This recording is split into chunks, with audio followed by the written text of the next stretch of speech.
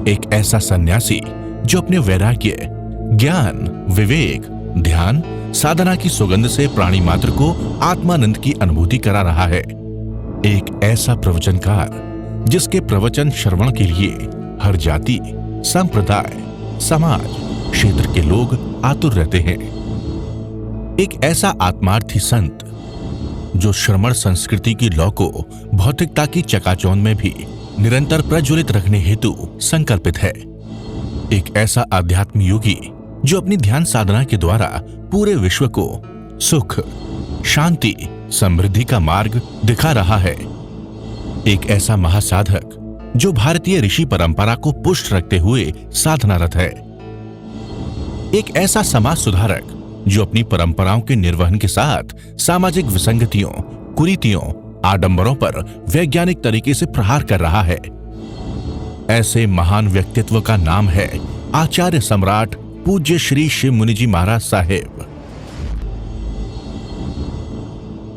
ये अनुपम महापुरुष अपनी ध्यान साधना से, अपने चिंतन से, अपने पुरुषार्थ से संसार को एक नए उजाले की ओर ले जा रहा है।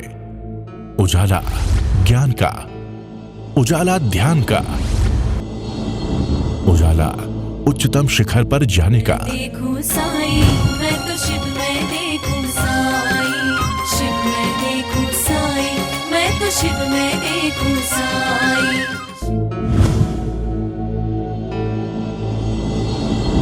तो जड़ में जीव है, पर जीव जड़ नहीं है। जीव अलग है और जड़ अलग है। दोनों को अलग अलग समझना, अलग अलग मानना। इसमें कमल का एग्जाम्पल बहुत सुंदर आता है। कमल का जन्म कीचड़ में होता है। कीचड़, किसी को आप कीचड़ दो तो कोई लेता है? कोई लेता। तो कमल का फूल दो, कितना खुश हो जाता है, आनंद देता है। और कमल का फूल निकला कीचड़ से निकला, और कमल की डाल कीचड़ में है, कमल के पत्ते पानी में है। पर कमल के पत्ते और कमल का फूल ना तो वो कीचड़ में रहता है, हालांकि जन्म कीचड़ में हुआ, वहीं रहता है, पानी वहीं लेता, पर वो उसकी डाल, उसकी नाल और उसके पत्ते और वह फूल ऊपर रहता है। इसलिए उपमा देते हैं ज्ञानी जन कि जैसे कीचड़ में कमल रहता है, ऐसे संसार में तुम कमल की भांति रहो। हमारा सबका जन्म कहाँ हुआ? कीचड़ में हुआ। सबका जन्म गर्भ में आए, क्या मिला? वही संयोग। परंतु जो संयोग मिला, पर जरूरी नहीं कमल की तरह।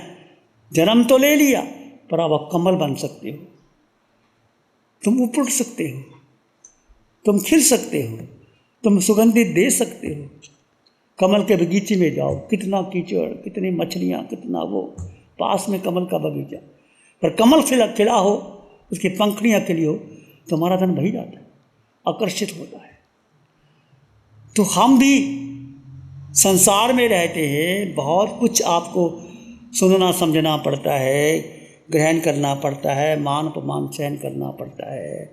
इससे बढ़ करके आपका सौभाग्य है कि आप अपने को जानो कि मैं हूँ कौन, मेरा क्या अस्तित्व है, किस लिए मैं संसार में आया। 3-4 बातें आपकी आ गई कि मैं हूँ कौन। क्या मैं मनुष्य हूँ? क्या मैं घर का पिता हूँ? क्या माँ हूँ, बहन हूँ, पत्नी हूँ, बेटा हूँ? ये संबंध तो अनंत बार में बहुत बार बने। ये संबंध पहली बार नहीं बना, बहुत बार बने। ये मैं नहीं हूँ, व्यवहार दृष्टि से कहना पड़ेगा, नाम लेना ही पड़ेगा, पर वो तुम नहीं हो, तुम अलग हो। मैं अलग हूँ, जड़ में जीव और जीव का भेद। और ये ध्यान के समय नहीं करना, 24 घंटे।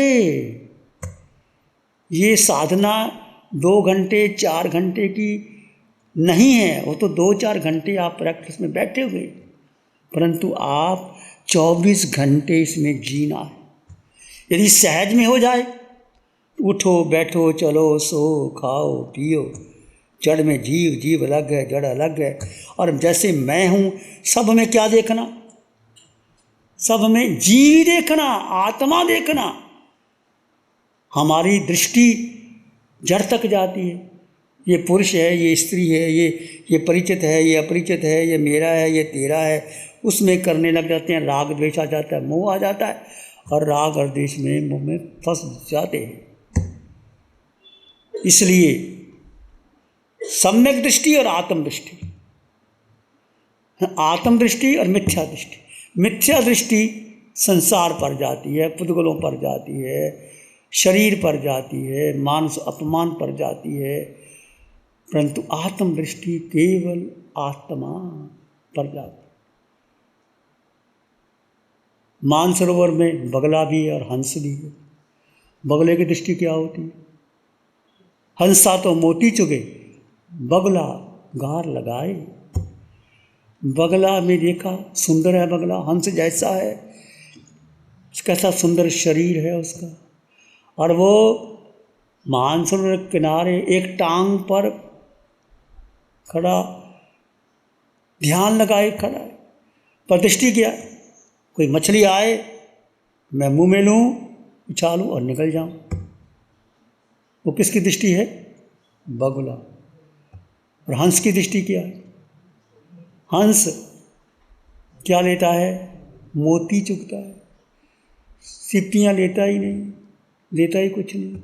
दूध रख दो, हंस की चोंच पानी अलग कर देगी, दूध पी लेगी। तो ये हंस वृत्ति क्या है? यदि आपके पास सम्यक दर्शन आ गया, सत्य की दृष्टि आ गई, तो हंस की दृष्टि ले, कोई बात नहीं। महात्मा गांधी ने किसी को 5-7 पेज का बहुत पत्र भेजा और बहुत महात्मा गांधी की निंदा लिखी, तुम ऐसे हो, वैसे हो, ऐसे हो। तो महात्मा गांधी ने क्या किया? उसके पिन लगी हुई थी, एक पिन 4-5 पेज की पिन उठा के रख ली। कहते तुमने पत्र नहीं पढ़ा, जो सार था मैंने ले लिया, निसार छोड़ दिया। तो महात्मा गांधी को गाली लगी नहीं, कहते मैंने क्या लेना, मेरी यही नहीं, जो पिन मेरे काम आने वाला ले लिया। तो ये महापुरुषों की दृष्टि होती है। महात्मा गांधी ऐसे महात्मा नहीं बने। और वो श्रीमद् रायचंद ने, महात्मा गांधी विलायत जाकर के आए, वो खुद कहते हैं कि मेरे गुरु श्रीमद् रायचंद है, जो उन्होंने मुझे धर्म का बोध दिया, आत्मा का बोध दिया। बहुत बार सत्संग हुआ। श्रीमद् रायचंद छोटी सी उम्र में चले गए, पर आत्मसिद्धि शास्त्र जो लिख के गए, एक एक श्लोक इतना उत्तम है। मैंने आत्मा है, आपने सुन लिया, मैंने कह दिया, इससे क्या होने वाला है? मैंने कह दिया मिश्री मीठी है, तुमने कह दिया मिश्री मीठी है, इससे क्या? जब तक उसका अनुभव नहीं लिया। आत्मा है, क्या आपने उसका अनुभव लिया? आपके शरीर में आत्मा है, 24 घंटे तुम्हारे पास आत्मा रहती है, उसका अनुभव लिया? ले सकते हो, हर समय आत्मा का अनुभव ले सकते हो। आपने सुनी भगवान वाणी, आप आराम करके शैया पर रात को लेट जाते हो, एक आसन पर स्थिर हो जाते हो, सिर के सिरे से पाम के अंगूठे तक अपने आत्म प्रदेशों का स्पंदन करो। शरीर को अलग कर दो, आत्मा को अलग कर दो, आत्मा को स्थिर रहो, तो आत्मा तुम्हारे पास है। पर उसका अनुभव तो करोगे तभी आएगा। और रात को नींद नहीं आई, करवट बदली, मैं आत्मा, उठो मैं आत्मा, खाना खाओ मैं आत्मा, घूमने गए मैं आत्मा, किसी से बात की मैं आत्मा। विवेक नहीं बढ़ेगा, मेरा भी नहीं बढ़ा, मैं बात तो बोल गया, कठिन है, परंतु यदि आप प्रयास करोगे धीरे धीरे धीरे धीरे विवेक बढ़ेगा। तो महत्व किसको देना? एक आत्मा को। यही सम्यक दर्शन है, यही आत्म दर्शन है, यही वीतराग दर्शन है, यही शुद्ध दर्शन है, यही महावीर का दर्शन है, ये तीर्थंकरों का दर्शन है। इस दर्शन को आपने अपना लिया तो निश्चित आप मुक्ति पर पहुंचोगे, निश्चित पहुंचोगे। एग्जाम्पल मुझे एक याद आता है, जम्बू स्वामी जो अंतिम केवली हुए, मोक्ष चले गए। उसके बाद कहते हैं जम्बू स्वामी ताला लगा गए व्रत क्षेत्र में, मोक्ष नहीं मिलती यहाँ। अंतिम जम्बू स्वामी थे, सुधर्मा स्वामी के शिष्य, जो आज वाणी जो आती है, सुधर्मा स्वामी कहते हैं जम्बू स्वामी के उसके शिष्य थे। ये जम्बू का नाम कैसे पड़ा, जम्बू कुमार?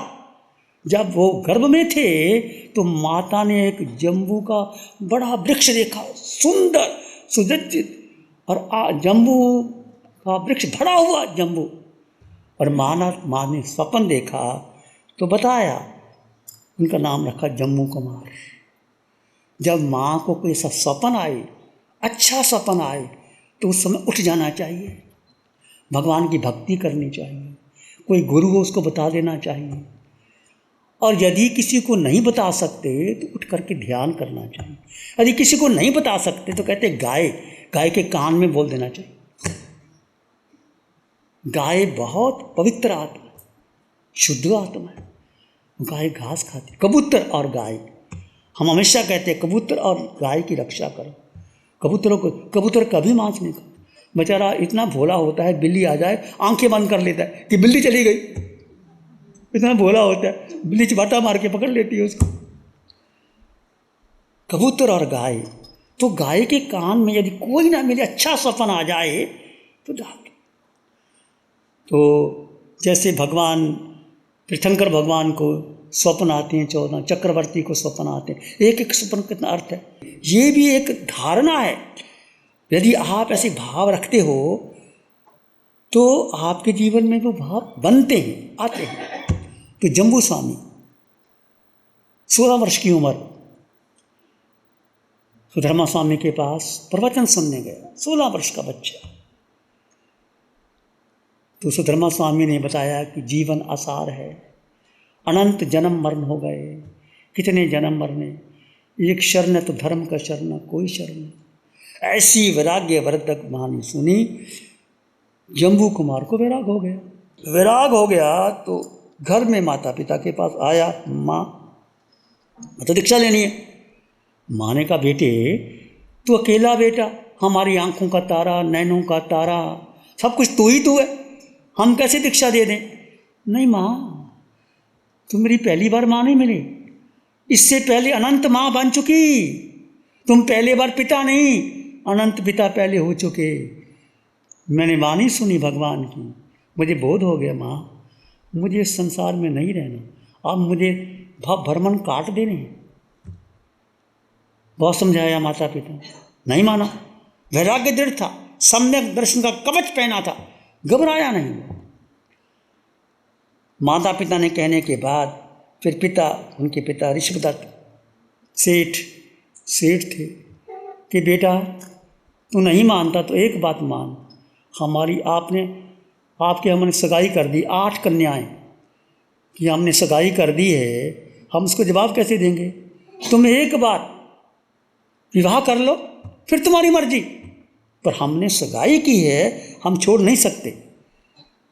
जम्बू कुमार ने कहा पिताजी ये संसार स्वार्थ का है, तुमको खुश करने के लिए मैं शादी करूं, फिर उनको जवाब दूं। पिता नहीं माना कि नहीं बेटे शादी तो आपको करनी पड़ेगी, हमने सगाई कर दी है 8 कन्याओं के साथ। जमाना ऐसा था, 8 कन्या 32 कन्याओं के साथ शादी होती थी, और करोड़ों करोड़ों की संपत्ति आती थी, दहेज देते थे, वो प्रीति दान होता था। तो जम्बू कुमार ने कहा पिताजी तुम्हारी मर्जी, शादी करनी है तो कर दो, पर मेरा एक प्रण है कि शादी करने के बाद मैं एक दिन भी घर में नहीं रुकूंगा, मैं दीक्षा ले लेनी है। पिता ने कहा भाई तुम जानो, हमने एक बार शादी कर, कहते कन्याओं को कह दो उनको, मैं आपको धोखा नहीं देने वाला, तुम बेशक कर लो, मैंने दीक्षा ले लेनी है। तो उनके पिताजी ने उनकी कन्याओं को संदेश दे दिया, देखो हमारा बेटा दीक्षा लेना चाहता है, हमने आपको वचन दिया है 8 कन्याओं ने, तो आपकी इच्छा है तो शादी कर सकते हो, नहीं तो वो दीक्षा लेगा। तो 8 कन्याएं, करोड़पति घर की लड़कियां, 8 कन्याओं ने सोचा वो अकेला हमारा क्या कर लेगा, हम 8 हैं, उनको काबू कर लेंगी। चलो मिलकर के हम उनको समझाएंगे। तो कहते हैं 8 कन्याओं के साथ शादी हो गई, करोड़ों की संपत्ति एक एक ने दी। शादी होने के बाद 8 कन्याएं 16 श्रृंगार सजा करके आई और जम्मू कुमार के सामने आई, और एक एक के बाद 8 पत्नियां एक एक के बाद स्नेह का तीर चलने लगा, वासना के तीर छूटने लगे, वचन के बाण चलने लगे, स्नेह के बाण चलने लगे। परंतु जम्मू कुमार ऐसा कवच पहना हुआ, सबका निरुत्तर करता हुआ घबराया नहीं और सबको निरुत्तर कर दिया कि संसार में है क्या, तुम किस लिए फंस रही हो, क्यों मुझे फंसा रही हो, अनंत काल में संसार ऐसा। आखिर 8 की 8 ये सत्य घटना है, लास्ट की घटना है। प्यारी गुरुवाणी है बड़ी ही सुहानी। नमो अरिहंतानंग, नमो सिद्धानंग, नमो आर्यनंग, नमो जयनंग, नमो लोय सब सावनंग, धम्मो मंगल मुखी ठमा हिंसा संयमो तबो देवावित्तंग नमंग संति जस धम्म श्यामनो। श्री चत्तारी मंगलम, अरहंता मंगलम, सिद्धा मंगलम, साहु मंगलम, केवली पाणत्तो धम्मो मंगलम। चत्तारी लोग उत्तमा, अरहंता लोग उत्तमा, सिद्धा लोग उत्तमा, साहु लोग उत्तमा, केवली पाणत्तो धम्मो लोग उत्तमा। चत्तारी शरणं पवज्जामि, अरहंते शरणं पवज्जामि, सिद्धे शरणं पवज्जामि, साहु शरणं पवज्जामि, केवली पाणत्तं धम्मं शरणं पवज्जामि। चार है शरण